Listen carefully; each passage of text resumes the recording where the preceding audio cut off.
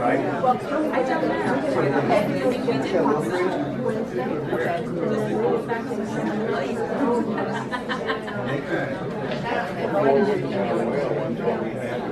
and then I'm not sure I have your right email.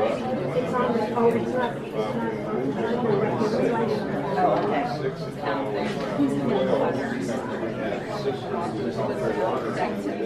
I knew you changed. Yeah. Good afternoon. My name is Phil Jennings. I'm the president of the Historical Society, and on behalf of the board, I'd like to welcome you all to our May program.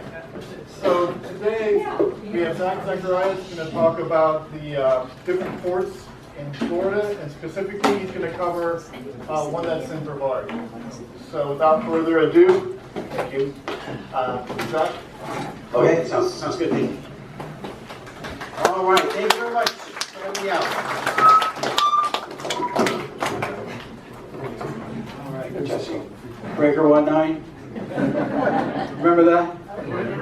Yeah, that was awesome.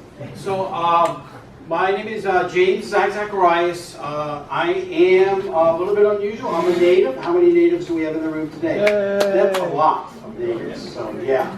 I was born in the 6th borough of New York, Miami, Florida. All my friends were from New York. They all descended from New York. But my dad moved down to Miami Beach when he was a little boy from South Chicago in like the 1930s. My mom moved from Cleveland when she was about 3 years old, and the same thing probably about 1930, 31. And that's how they met. That's how I was born and raised in Miami. Actually, I was actually raised in two places. I was born in Miami and raised there, and raised also in another town on weekends, a little place called Melbourne Beach. My parents in 1973, for $53,000, bought a beachfront home in Melbourne Beach. So if you're going down A1A from in the Atlantic, and you see the sign that says Melbourne Beach, Founded Bird Sanctuary, first house on the left, that's where I spent almost every weekend, at least every other weekend of my life, beginning in 3rd grade. And my dad had it for about 30 years. The house has been knocked down now. The amazing thing is he sold it April before the 3 hurricanes came. Francis G. Yes, that was a brilliant move on his part. And it was a good investment for him as well. So I've seen a lot of changes because I basically count Brevard County and Dade County as both my homes, and my sister still lives here as well. So I've seen a lot of changes. And I remember when we first moved here, this really cool pizza place opened up on Indian Atlantic. It's called Rocco's Pizza. Y'all remember Rocco's Pizza? I don't know if it's still there, but it was a great place. So I've seen all high-rises go up. So I love Florida history. I work for the Museum of Arts and Sciences in Daytona Beach. How many of you have been to the Museum of Arts and Sciences in Daytona Beach? Okay, great. So I've been with the museum for not that long, 26 years. When I started, I was that big. Now that big. And I have to have, glasses and all. But so I started when 26 years ago when the museum was 45,000 square feet. It is now about 140,000 square feet. So it is the largest museum, general museum in the Southeast United States. It's not like a science center like the Mosey in Tampa, which is like 300,000 square feet. But it has a collection of about 30,000 objects. So it's quite an amazing place. It's one of the few museums that does art, science, and history. And it just went under a $25 million renovation. And I'll show you, I got a picture right here. Back up. There we go. There's the Museum of Arts and Sciences. And it houses some amazing collections. This is the visible storage gallery. And it's basically our storage, but you can go into it. And it has 6,000 objects in there. And it's pretty cool because when you walk into the very front, there's a small little empire bed there that belonged to kind of a famous guy named Napoleon. So we have his personal bed from his personal chambers from Versailles on display there. And there was this garage sale in Daytona Beach. I'm kidding, there wasn't. But when I tell you the name, you'll realize how we got it. William Randolph. Yeah, that's how I came to the museum. The museum has trains. It has the second largest collection of Coca-Cola artifacts in the world, one of 2 original bottles. It's called the Root Collection. It has the largest collection of Cuban art in the free world outside of Havana. That's the Batista Collection. If you remember Fulgencio Batista, he was overthrown by Castro. He loved Daytona Beach, donated his collection. Actually, he gave the money to start the museum. So the museum is kind of founded on the money of a dictator. We don't stop. It's kind of weird, you know what I mean? But I mean, it's got a lot longer history than that. We also have the giant ground sloth, which is the most complete skeleton in the world. There are copies of it at different places in Florida, other museums, but the original is there. It's the 5th mounted skeleton. The largest collection of African art. The only collection of African art, the largest collection of African art north of Palm Beach as well. We have a Chinese collection. It just kind of goes on, and we're opening up. We have traveling exhibits. We're opening up an Apollo 11 exhibit as well, coming up in about a week. So celebrating the 50th anniversary of that.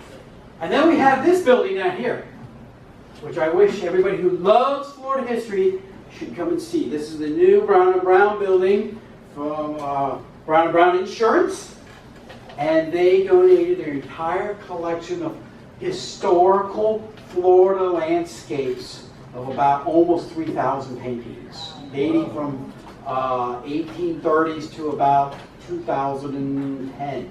Most of the paintings are 1880s, 90s, and 1900. And that is the largest and most significant collection. Oil paintings, watercolors, all the great artists in American history of landscape painters all came to Florida. Why did they come to Florida? They were tourists. Yep, they were tourists, just like everybody else. And they fell in love with the Florida landscape. And so they painted. And most of them went to St. Augustine, which was the hub. And so that collection is housed there. Now, at any one time, there's about 400 paintings on display here. So not all 3,000 are at one time. But it's a magnificent building. And it would be great if the club could come up on a tour and specifically tour that, because there's a lot of great Florida history in that building that you can do through the landscape paintings, which is really, really awesome. Is that where the cafeteria is? Yes, it is. You've been there? Yeah. You've been to the Brown Museum. It's pretty spectacular. It is excellent. All right, so let me go ahead and talk about what we're going to be talking about today, which is legendary Florida forts. So this is a pretty interesting topic. How did I get interested in Florida forts? Well, remember that collection I just told you about, the Brown collection with all the landscape paintings? Before they built that building and donated their entire collection, the museum organized a landscape exhibition on historical Florida landscapes. And in the collection were a bunch of landscape paintings of Florida forts. There was a couple of them in there. And I started to, I had to do tours on it, I had to do educational programming on the collection. And as I started to research the paintings of the Florida forts, I found it to be pretty interesting and kind of got very interested in Florida forts and started to research more about forts in Florida. And what I found out was that nobody knows how many forts there are in Florida. The best guess is about 400. So a fort is a defensive position. It's not an offensive weapon, or it's not for offense. It's to defend an area. And so sometimes they're just stockades. Sometimes these are just, they took somebody's home and they fortified it.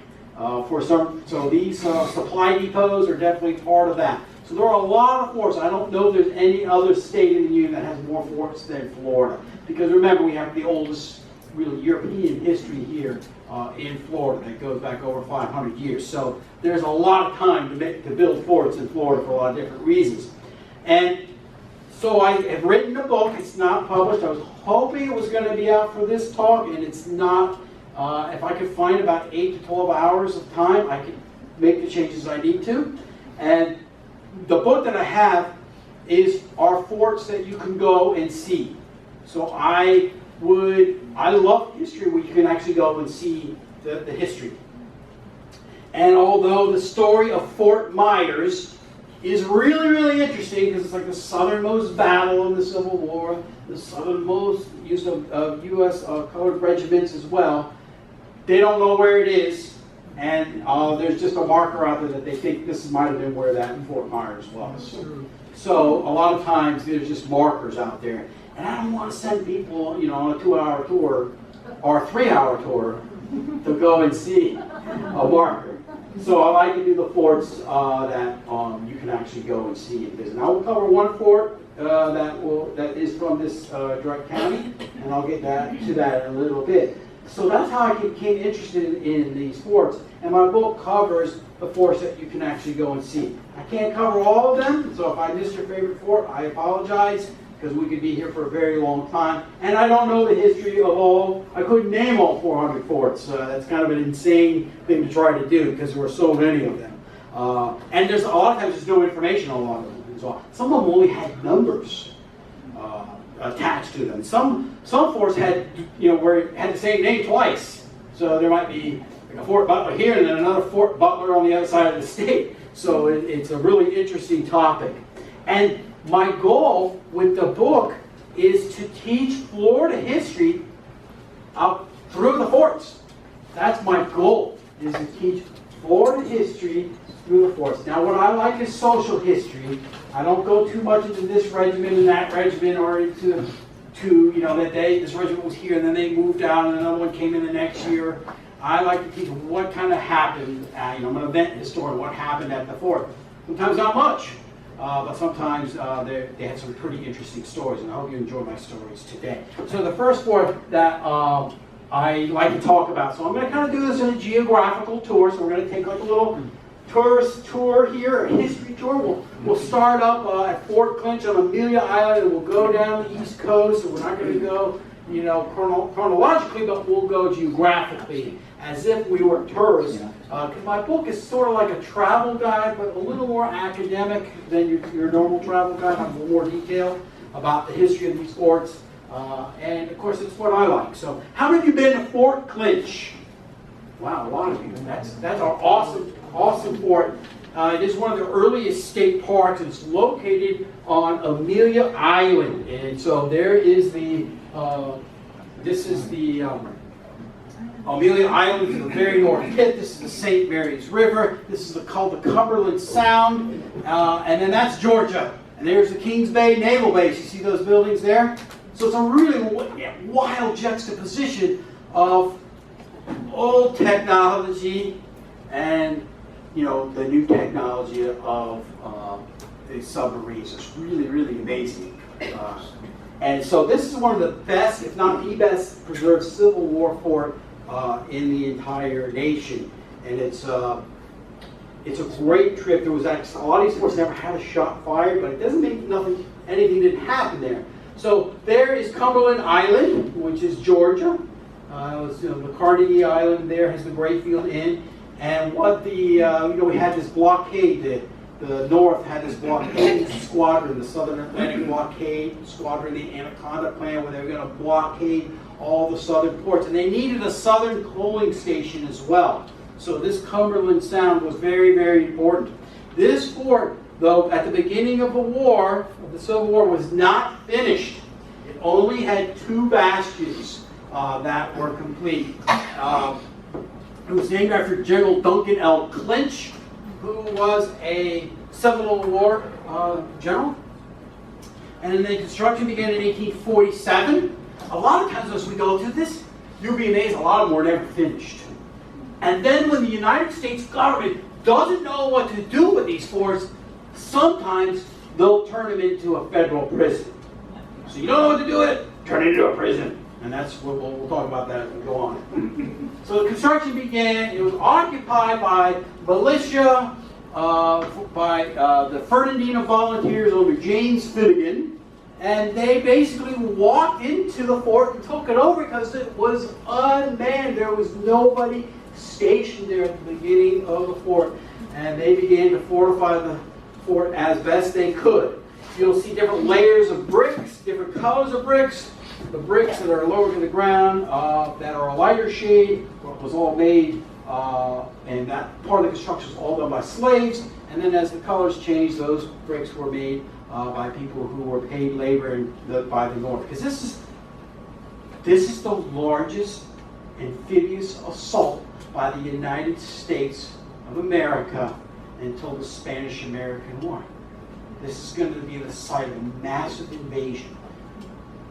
The Confederates take over the fort, and they decide to put gun emplacements in the dunes, and then they put some up on wooden platforms. And you know a lot of those big Civil War cannons. You've been to these historic sites, those Columbiads, or those Rodman cannons. I was talking to one of the Rangers, and the fact that they put them up on these big wooden platforms, the minute they would have fired, they would have just collapsed. So it was really interesting. They fortified that, and on the other side of the island, there in Georgia, on Cumberland, huge battle waiting to take place. 1,500 Confederates, and now the Union is sending down a huge flotilla of about 26 different ships, a couple thousand Marines and supply ships as well, under Samuel DuPont, and Wabash is the flagship, and they are expecting, the Union is expecting a huge firefight at Cumberland Sound. They need a southern coaling station. They want to blockade any types of illegal activity blockade running that's going on. So it's very important. Fernandina has an amazing history. The island has an amazing history. So what ends up happening is that General Lee himself comes into the fort, comes to Amelia Island, and basically is quoted as saying, I hope that the enemy will wait for us if they know what's best for them. Basically, he was like, we're not ready. So he orders an evacuation. I hope they are so kind as to wait for us. That's basically what he said, in a nutshell. And so he orders an evacuation. So when the Union flotilla comes down, an escaped slave is on the beach waving a white flag, and they send a representative from the flotilla out, and they basically says they've left. The Confederates are gone.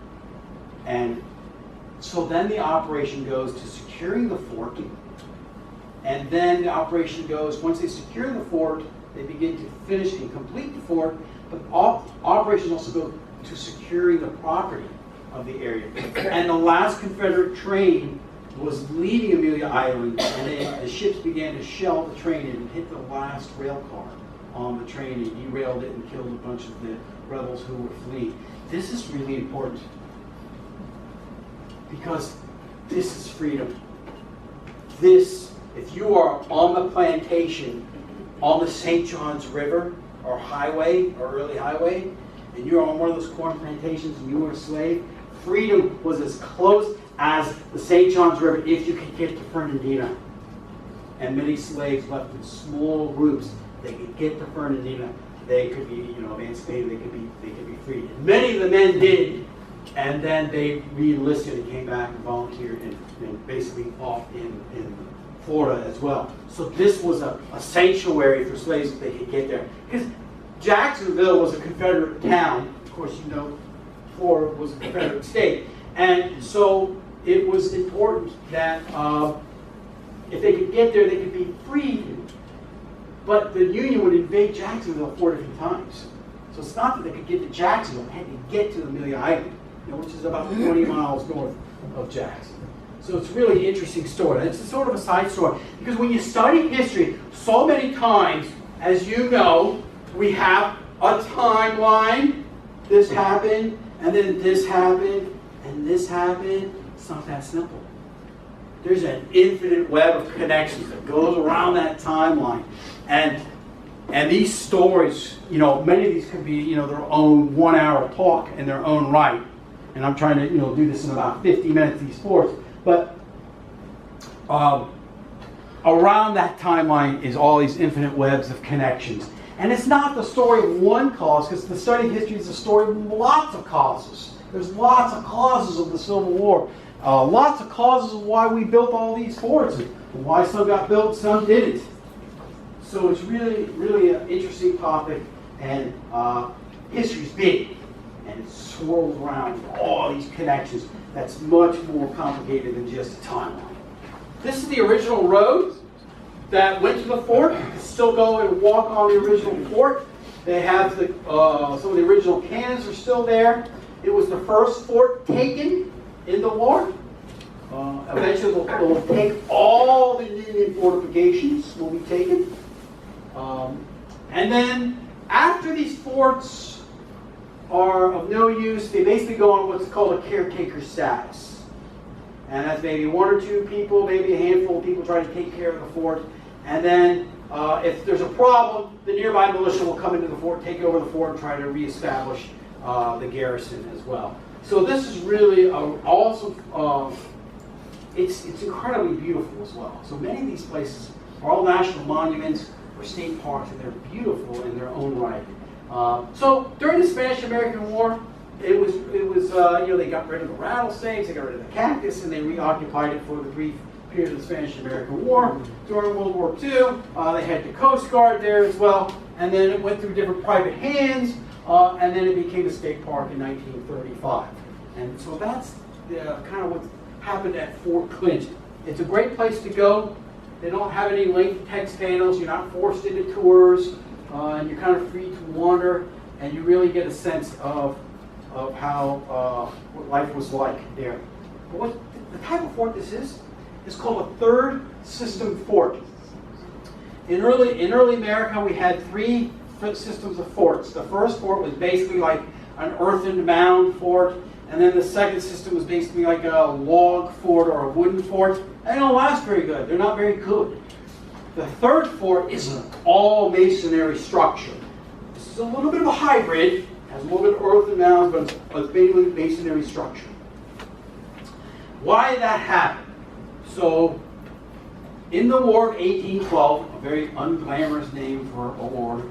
It seems to be the best name they could come up with. Let's just call it. We don't know what to call it. We'll just call it the War of 1812. They call it the War of 1812.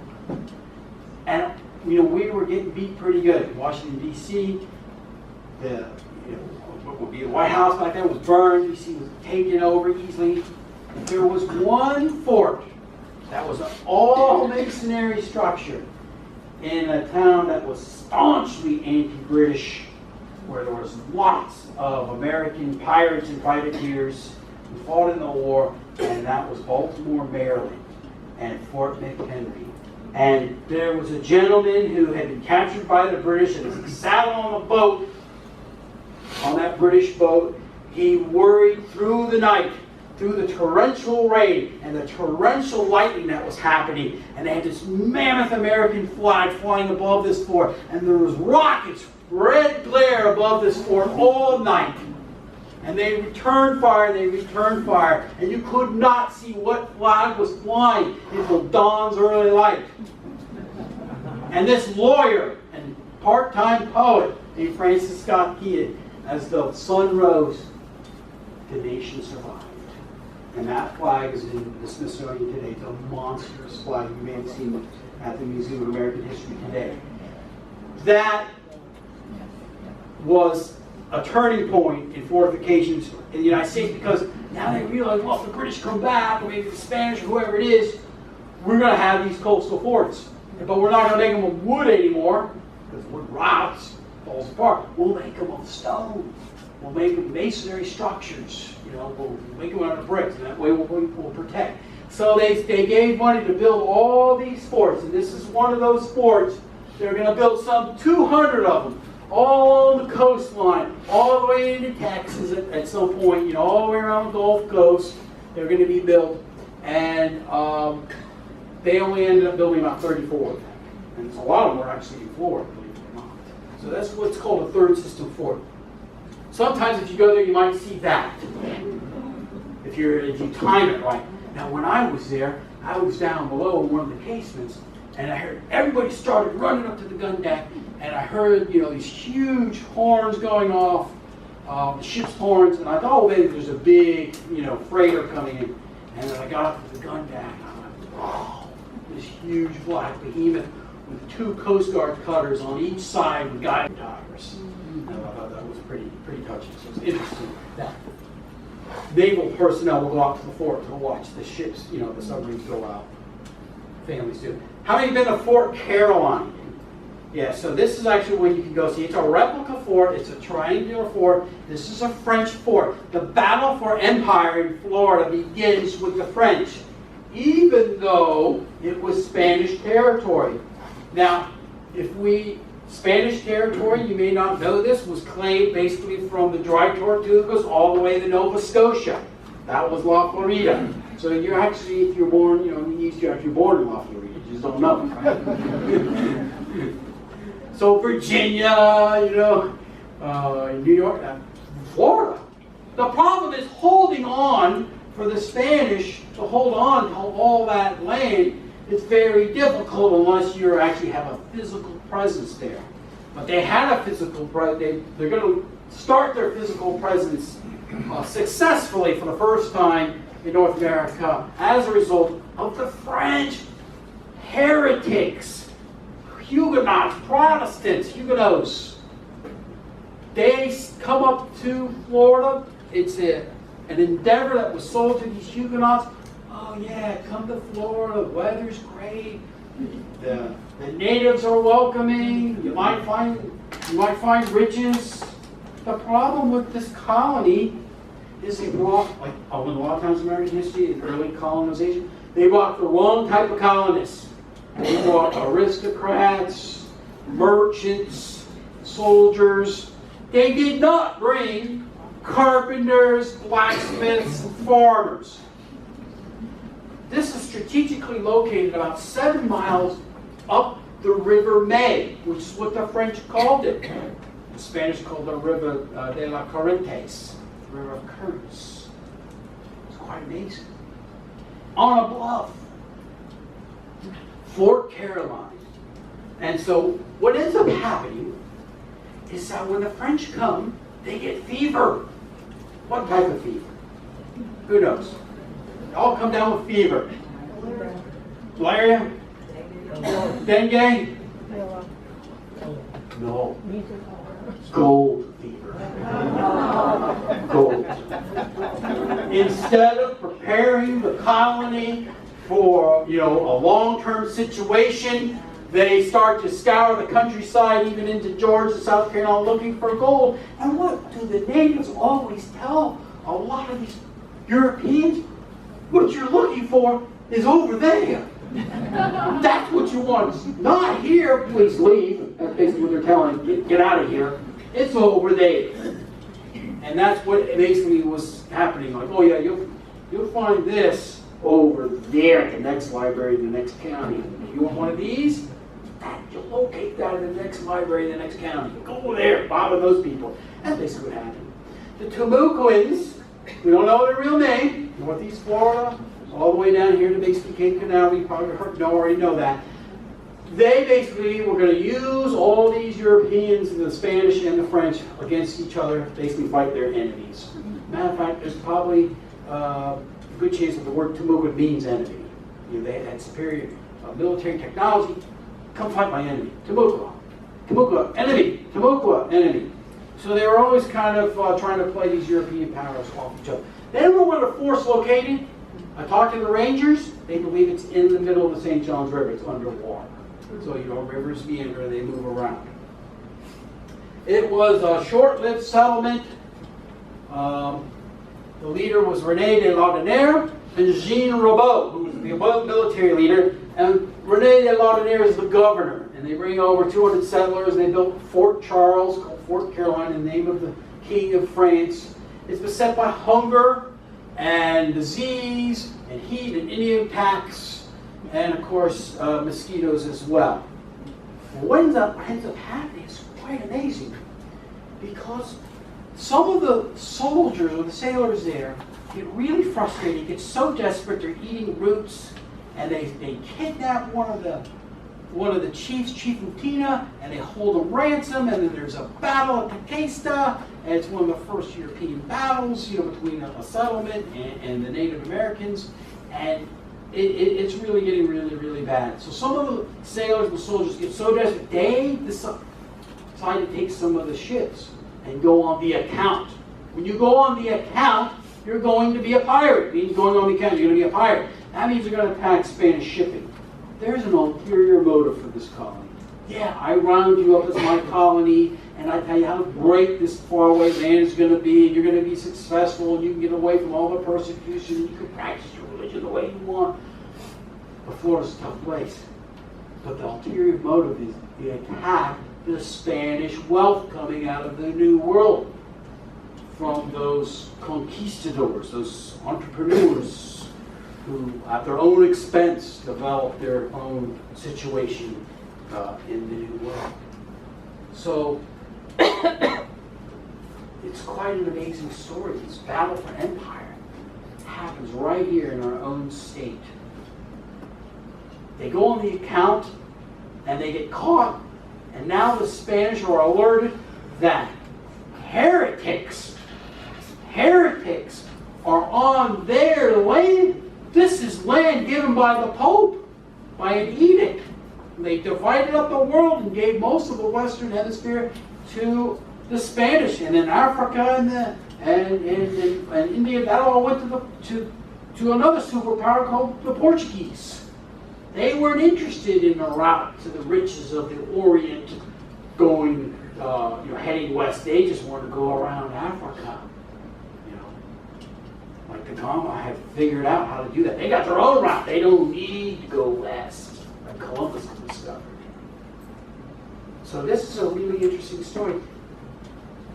So the king dispatches a great conquistador, a great sailor, a religious zealot named Menendez. And Menendez outfits his own ships, and he comes over and he lands in Havana, and he makes his way to Florida, and he goes up to the coast, and Timucuans further south,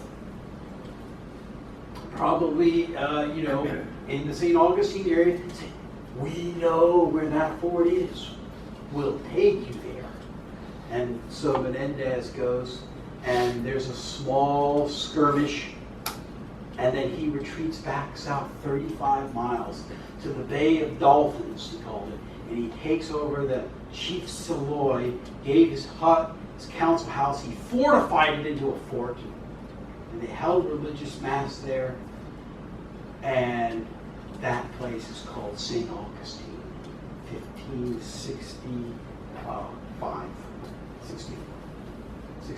63 is when they were there, 65 is when we give the official settlement date. The French said, you know what? We're going to counterattack before he can attack us at Fort Caroline. So the French have been reinforced by this man named Jean Ribault. He's come and brought in more soldiers, and he's brought in some relief.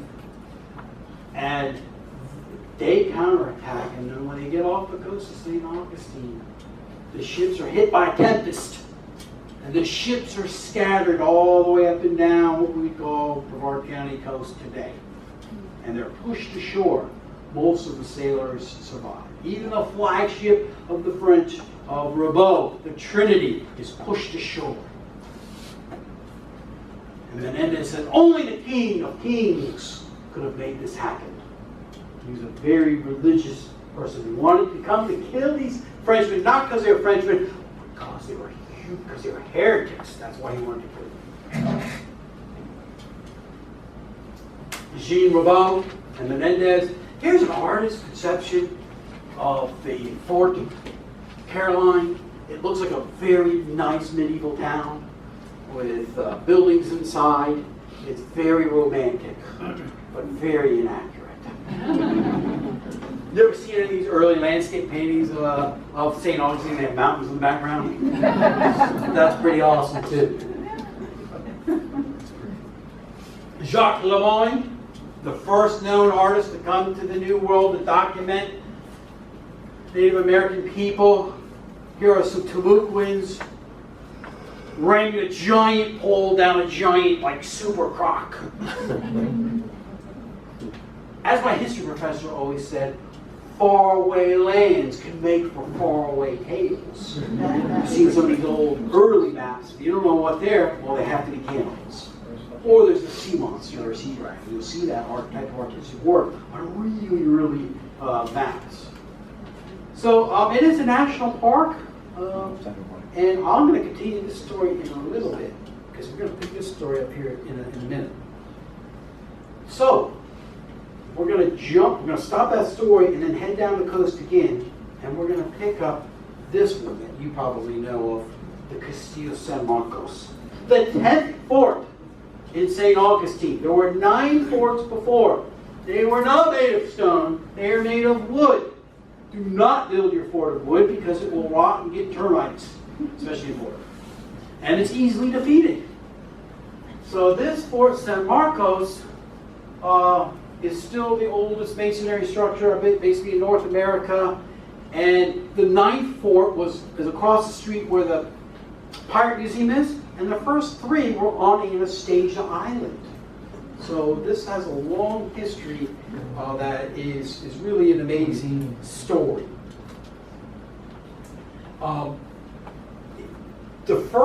So this is not only the story of wars, it's also the story of pirates when we talk about St. Augustine. The first pirate to come and devastate St. Augustine, the Spanish considered him the worst sea dog ever, the worst pirate that ever lived.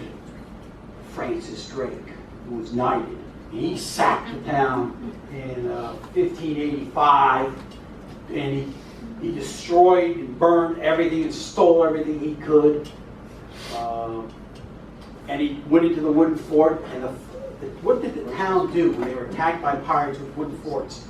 They all ran and lived in the woods with the Timucuans. They ran into the countryside.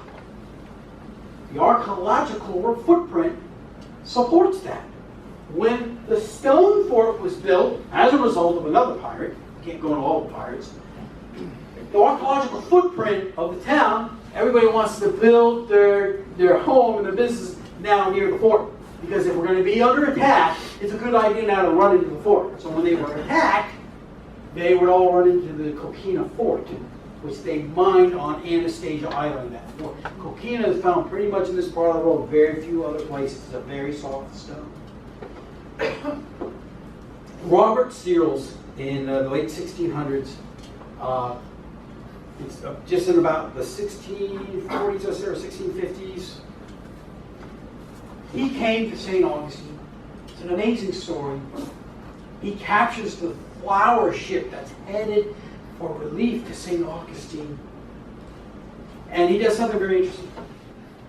Instead of taking and stealing it, he makes the crew act just like nothing's wrong. So when they get to the harbor, they give the warning shot that everything's okay. His pirates are all down below in the flower ship. Guns pointed, guns ready. They give the all clear. They send out the pilot harbor to make sure. They capture him. He gives the all clear, and the town is at ease.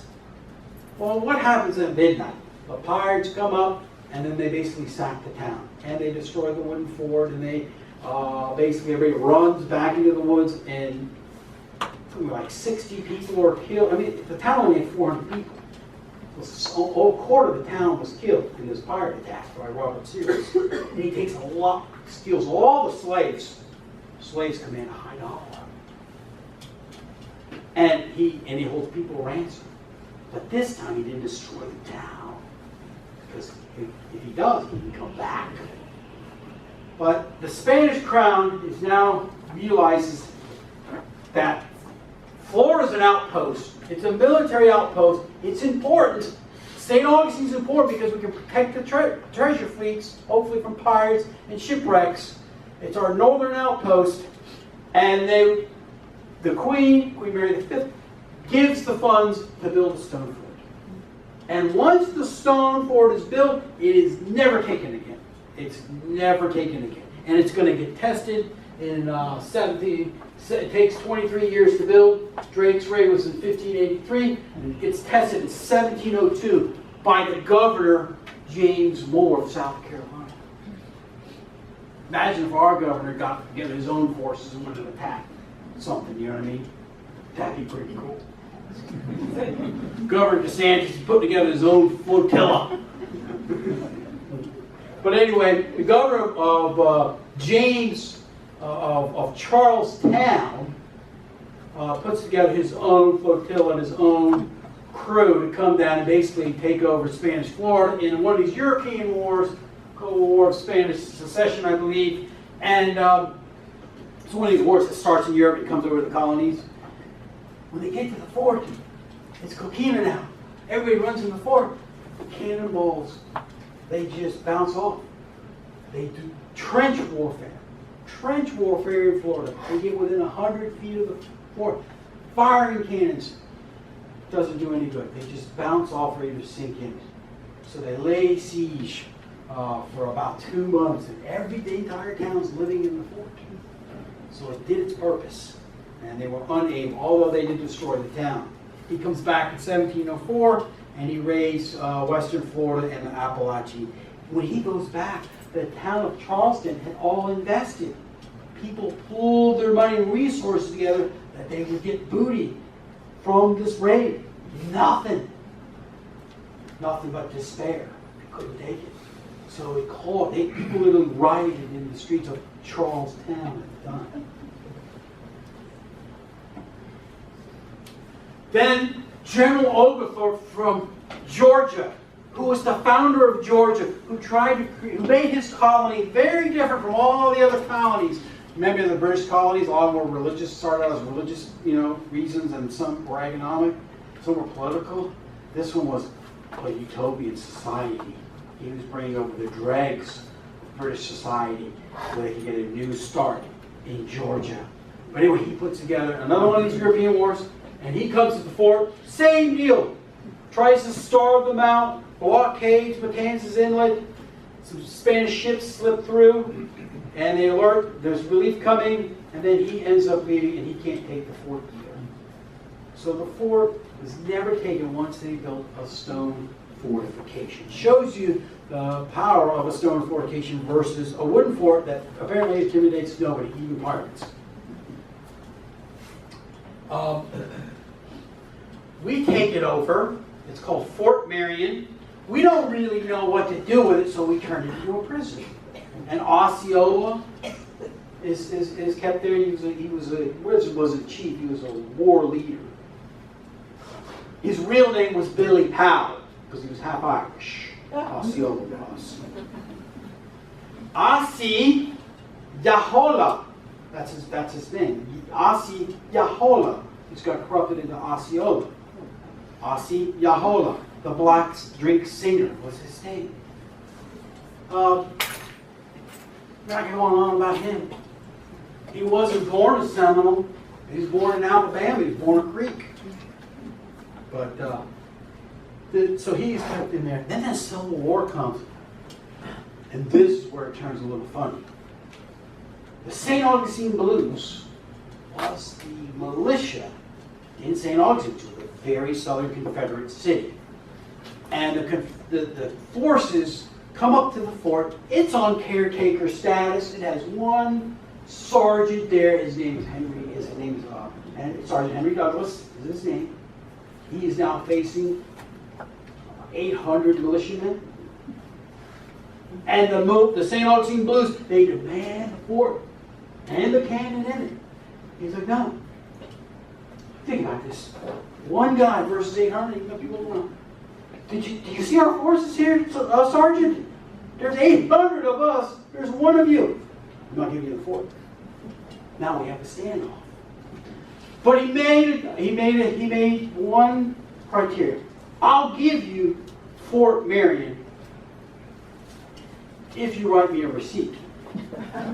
So the militia wrote up a receipt, gave it to the sergeant, and he walked out, and the Confederates took it over without a shot being fired. You can see that receipt online in the U.S. Army Archives today. Remember I told you that flotilla that came down and took Fernandina on the DuPont? Well, he shows up not too long after that and takes this fort, and then the St. Augustine Blues leave, and they head down to New Smyrna Beach, and they hang out there. So it will change hands again and remain in Union hands.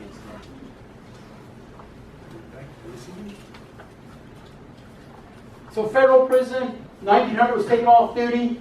1966, National Historic Park. Cost 10 cents to get in there back then when it first was renamed and opened as a national park.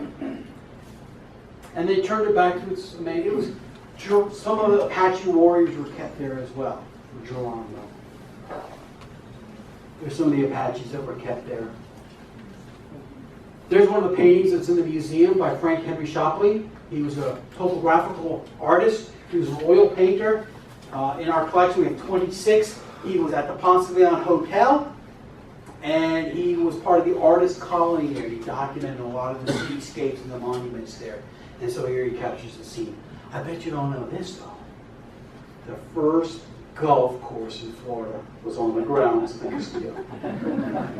Henry Flagler built a 3-hole golf course on an active military base, Fort Marion, and they considered the moat in the fort, a hazard. They played it 3 times. They played 9 times. They played 9 holes. Played 3 times. That was to entertain people at the Ponce de Leon Hotel. When these wealthy people come from up north, you got to have stuff for them to do. So you have an artist colony, you've got tennis, you got people learning how to ride bicycles, and you've got golf, and then you have excursions on the St. Johns River and to Silver Springs as well. There's Matanzas on Rattlesnake Island. How many of y'all been there? Yeah, it's free, it's awesome. You take a little Park Service boat there, definitely call before you go there, because I've taken school groups there, summer camp groups, and like, oh no, the boat's not working today. Oh, great. And I've did it before. Oh yeah, it's getting detailed today. And so you got to call it, because every time I seem to go, it seems to be an issue at times. But it's a great little day trip. It's on Rattlesnake Island. My wife was an archaeologist there. She was a professional archaeologist for a long time. Inlet.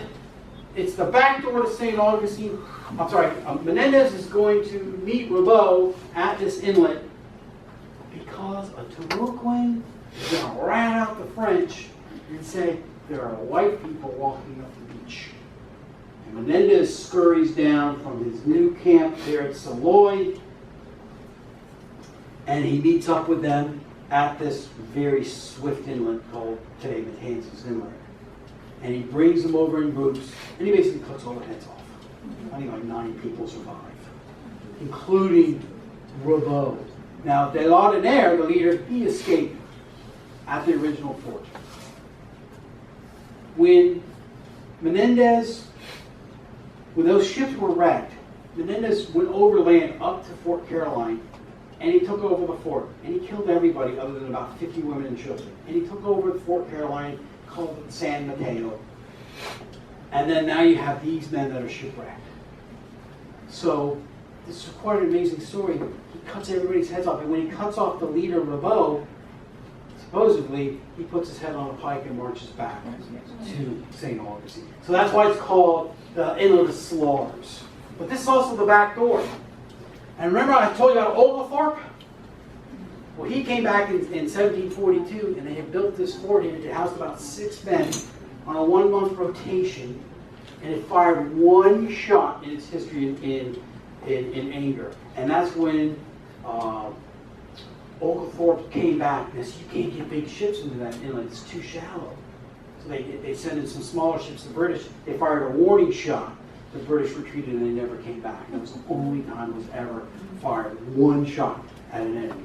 But it had to bring a hellfire on anybody trying to get into that inlet.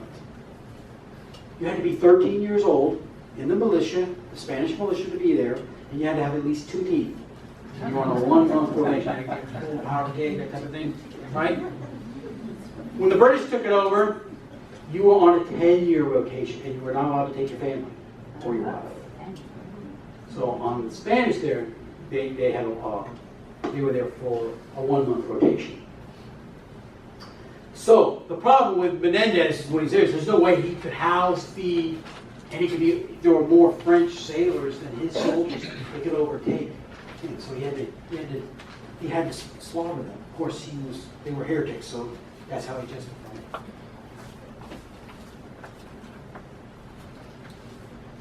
The first fort there was a wooden watchtower that was burned and destroyed by pirates. And then it was neglected, and it became a Victorian, one of these excursions. When you came down to the Ponce de Leon Hotel, it was an excursion. You go down and see the whole realm. The Forte is called. And then there was the restored Calvin Coolidge. You never thought of Calvin Coolidge did anything good. He basically gave the money to save that fort. This is Fort Ant. Can we go back here? Oh no, what did I do? Oh no.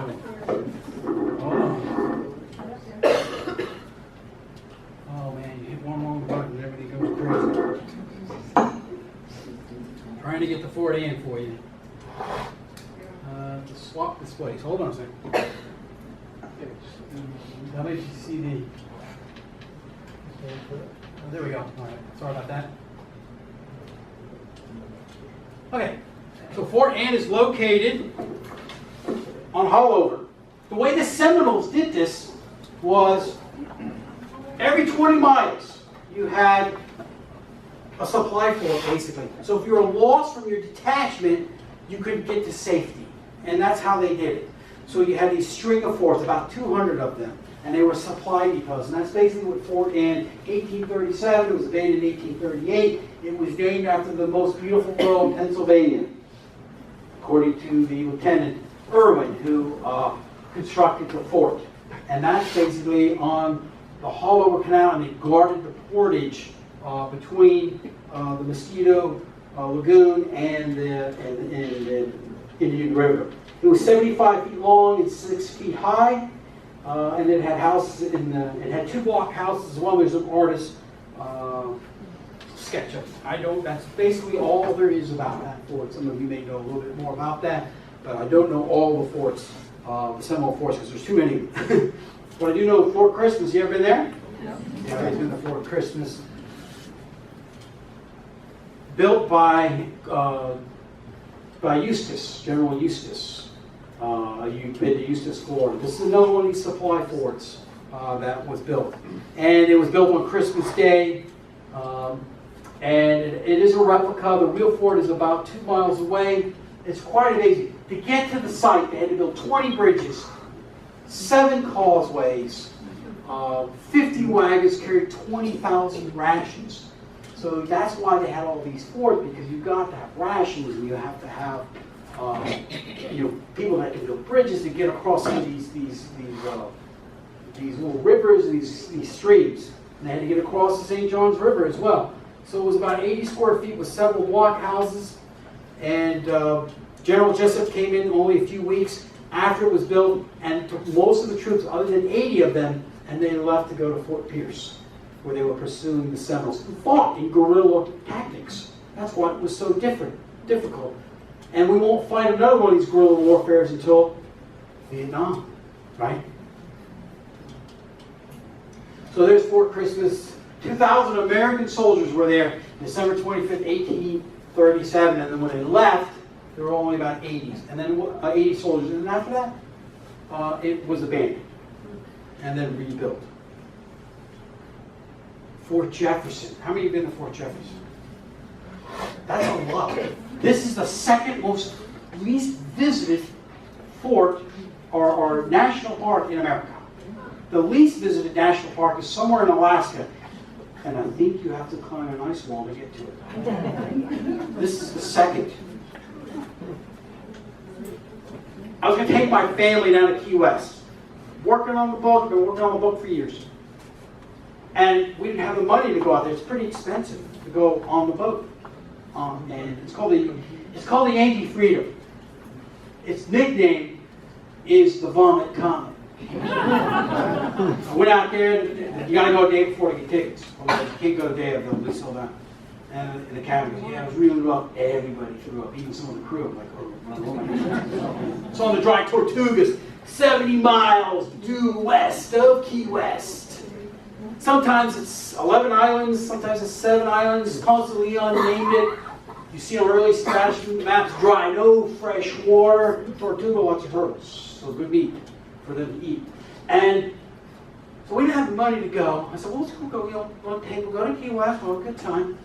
So the weekend before we go, I'm down in Miami with my son, and we're riding our bikes on South Beach, and all of a sudden there's a phone call.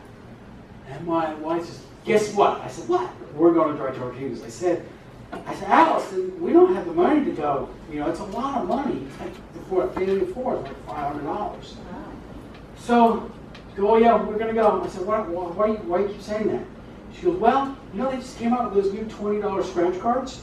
And I bought the first one at the convenience store by our house, and I won $1,500. I said, we're going to Dry Tortugas. And then dummy me, I go, they say, you know, take Dramamine, so I go to the store, we're running a little late, and they don't wait for anybody. And I grab the Dramamine, and I said, you know, big guy, I'll take two. And it was the drowsy type. So I'm out there, I felt like a drunk the whole time. I'm like, oh my God. And they're like, we're going to climb way up there on the top of the gun deck. I'm like, oh my God, it's crazy. So here's a picture of the approach. It never saw any action. It's the largest brick structure in the Western Hemisphere. And they didn't know what to do with it. So guess what they did? Turned it into a prison. And not Confederate prison. This was for misfits from the Union Army. Misfits. People who, you know, couldn't follow rules or did, you know, broke the rules, or may have done unmanly things. That's usually a lot of times what misfits were. They call them misfits. Was it With other men. Dr. Mudd in prison there? Dr. Mudd was in prison there. So there's the approach. It had the lighthouse originally, Garden Key, 13 islands, and one interesting story is. One interesting story was that you go a little stir crazy. You're basically, you know, in the middle of nowhere. It's to protect shipping coming from the Gulf. It's an extension of the Monroe Doctrine because James Monroe was really worried that a foreign power might take it. So they built this fort. They had to bring everything in. Water's got to be brought in, everything's got to be brought in. It was designed to be a floating gun platform in the middle of, you know, basically the Florida Straits, of 420 of those giant Columbia cannons. Big, giant Columbia cannons. They only put in 120 of them. So it became a prison, and it never saw any action at all. They did a lot of practice and shooting. It was notorious, the Dry Tortugas, because there had been about 200 shipwrecks before that. So it was a difficult place. That is why Pedro Menendez and so many people for so long wanted to find a water route across Florida, because it's dangerous going around Florida. So finding a water route, that's why Pedro Menendez went in the Tomoka River, the St. Johns River, and he went all over looking for this water route. Plus he believed his son was shipwrecked in Florida somewhere. He only had one son, so they put the lighthouse there. That solved some of the problem. It's a long route around. This is to protect the shipping and interest. And basically, it's an extension of our power. Built mid-1850s, never finished. It was never finished. They had a yellow fever outbreak. Well, the yellow fever outbreak as well. That was a problem. It was hot. It didn't rain there a lot. Water had to be brought in every day from Key West. And then you could go stir crazy there. And I think the Dr. Holder, went stir crazy. So they had this moat. So he went and captured this shark, a man-eating beast, as he said, and he kept it in this moat. And it swam around in the moat for days, and he didn't feed it for 2 weeks. And on Sunday after church, one of the inmates named Fat Charlie went and he scoured the fort for the biggest, fattest cat he could find.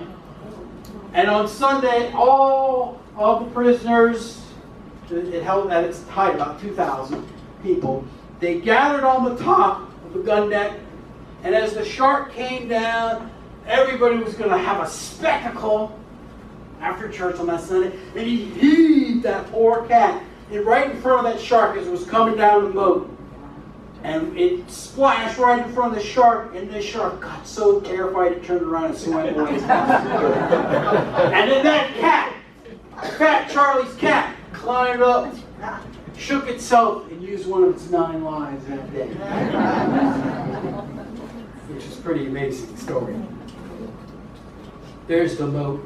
It's in bad condition, the fort. It's in a really, the Florida environment's tough. They call it the Citadel of the Gulf, peak military population, 1,700, but you can bring your families down there as well. I don't know who would want to go down there, but that was a place even Custer would send some of his men if they disobeyed orders or they broke rules too much. He would send them down there as well. Not sure really what happened with that picture, but that's all right. It became a marine hospital. There was an outbreak of malaria, and then Franklin Delano Roosevelt dedicated as a national monument in 1935.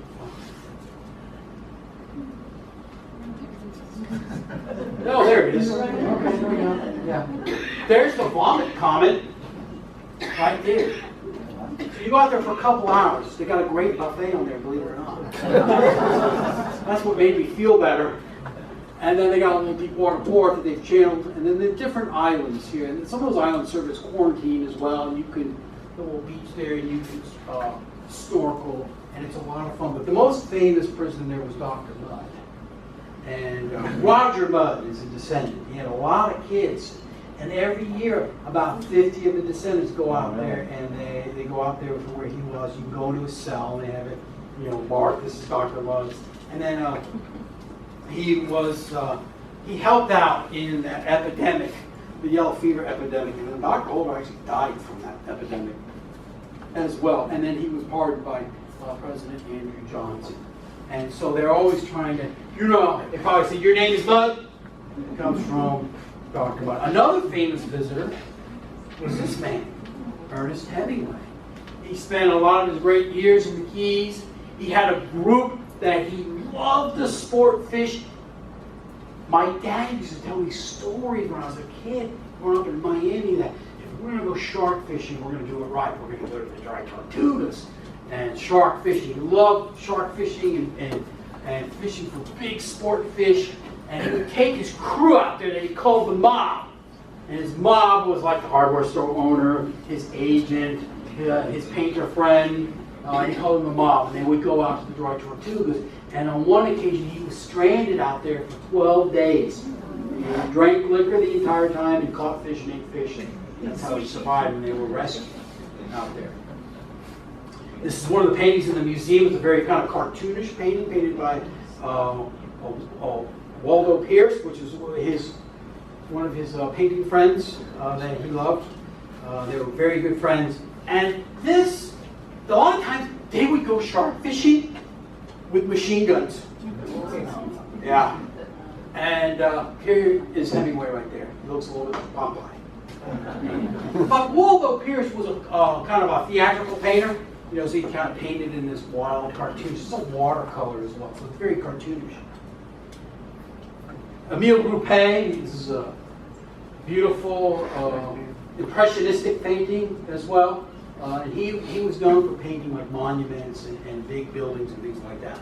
And the nice thing about impressionistic paintings, you can kind of create the effect of a windy day. You can take an ordinary subject matter like a piece of a fort and make it really awesome. And that's what he did. And he also specialized in these marine scenes as well. One last fort. Anybody been to Fort Dade? You can only get there by boat. It's quite an amazing story. Spanish-American War fort. This is now a modern fort. The Endicott board.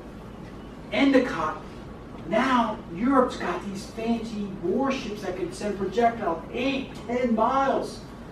And they can fire upon United States cities. Well, we don't even know they're there. Can't see them.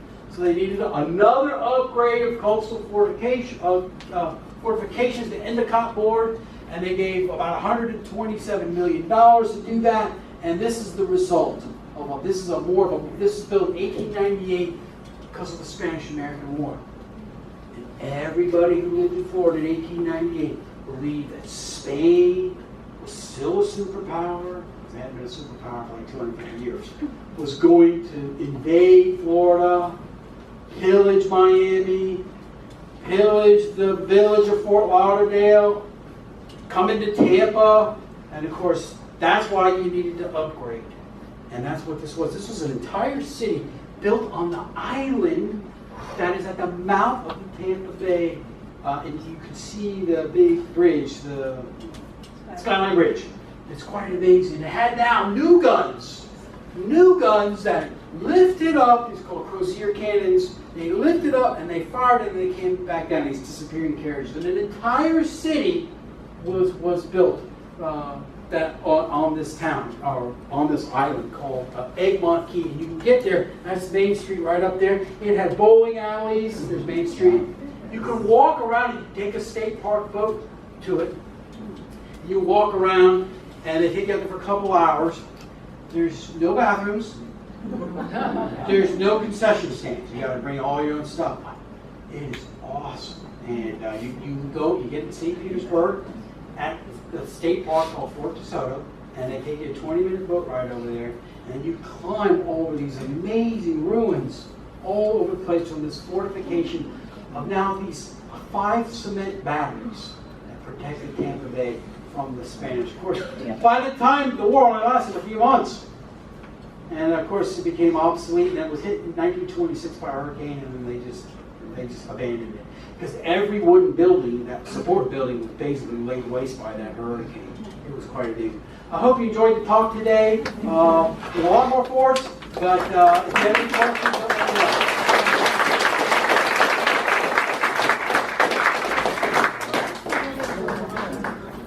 The one in Brevard is Haulover Canal. There's a marker out there. It was called Fort Anne, named after the most beautiful woman in Pennsylvania, by Lieutenant Irving, according to him. Maybe that was his girlfriend. Yeah, nobody knows. I haven't been able to. Research is like an hour before I got here. Decided to add this slide. Yes. Is there anything that you can see at the original Fort Christmas? Okay, so no. No, it's about a mile and a half away, and I think it's kind of more out in a small plant. So, there was a Seminole village out there, and there's a huge burial ground out there in that area as well. And so they built the replica fort probably on higher ground. I'm not really sure why they didn't build it on the original footprint. They may not have been able to get that property because it's private property, and I'm not really sure why they didn't build that on it. But that's, they built that in the mid-70s. It was built with the county as well, the Army Corps of Engineers. And this is more of a comment. If anybody's interested in Fort Jefferson, the author Nevada Barr has the Anna Pigeon novels where they take place in a state, or to be a federal park. She has one about Fort Jefferson. It's modern and it goes back in the past, but it talks an awful lot about the building and the area around it. So it's interesting even though it's fiction. Today they only allow 150 visitors a day out to Fort Jefferson. That's why you gotta make a reservation if you ever go to Key West. You can camp out there for up to 3 days, and that's it. They're gonna leave. Yeah, you can camp out. It's pretty rustic. I hear they have problems with rats out there too, so you gotta be very careful. That's what I talked to people who camp there, and they said that on the island there's a lot of rats, and it was coming in and around their campsites, and they were like wigged out by it. So. Yeah, they need, in fact, Charlie, bring some more cats out. Yes. We stayed on the boat, on the dry goods, Yes. and there was a lot of bombs that weren't exploded. That is correct, yeah. So off the fort, they did a lot of practice. And the day we got there, some scuba divers who had been diving had found one of the cannonballs, and they brought it in and they donated it to the fort. So there's a lot of ordnance that have been shot off the fort that have been found off in the waters. And another interesting fact is that the battleship Maine, stopped there, refueled before it went on to Havana, and then of course it blew up internally as well after that. And then that was, remember, the Maine, but that wasn't the cause of the war. So. Another question. Yes. Well, this was like in the late 80s. What was that lookout point type thing out there? Is that like the U.S. military or something? That's a lighthouse. That's another lighthouse. Yeah, that's another lighthouse that's out there. I think that's Turtle Key out there. Loggerhead Key, yeah, Loggerhead. Thanks, yeah. I was close, Turtle Key. Loggerhead. Loggerhead Key, yeah. So there's another lighthouse out there. Those are very treacherous islands. I said sometimes there's 7, sometimes there's 11. Today there's 7 islands. But on earlier maps there's been as many as 11, depending on sea level. The 2 islands in your narrow picture, they've merged into one now. Yeah, they have. That's true. Yeah. So it's a really neat place. When I went, bad time, August. But I follow the school calendar because of my kids, so that's when I take vacation. So August is when I go. So I seem to always take vacation in August, and it's pretty rough out there in August. It's really hot. But the Yankee Freedom does a really good job. You can take a seaplane there, but that's even more money, and you only spend like 2 hours. But they do a great tour out there as well. Was it worth the money? Oh yeah. It is worth money. Remember, you got to drive down there. You got to get a hotel. It's an all-day excursion, pretty much.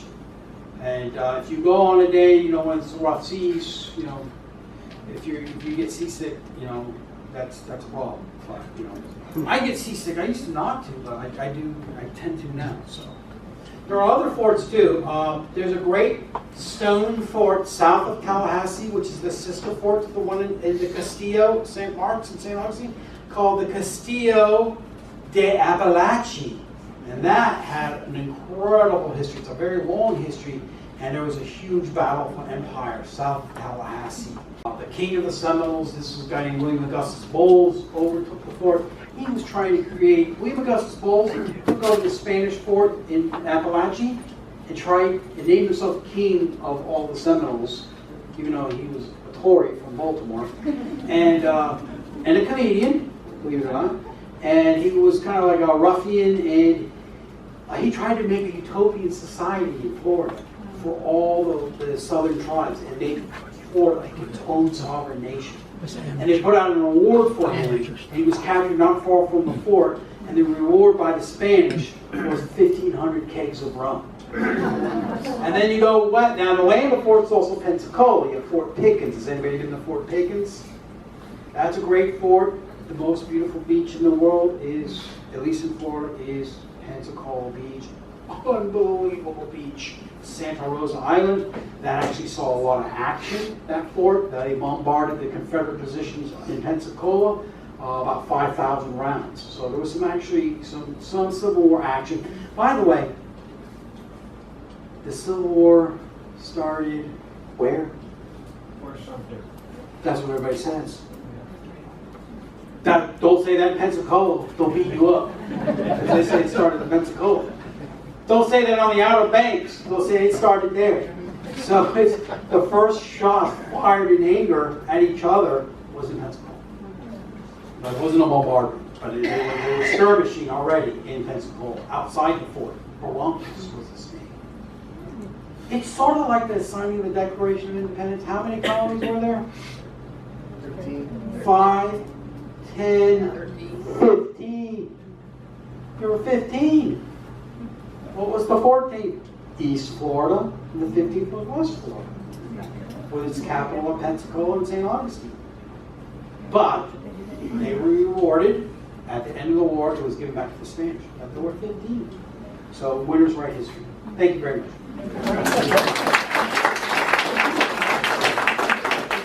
Thank you for coming today. Our next meeting is June 8th. We'll be growing up in Melbourne. We all expect to hopefully see you then. Have a great weekend. Happy Mother's Day to Mother's Day.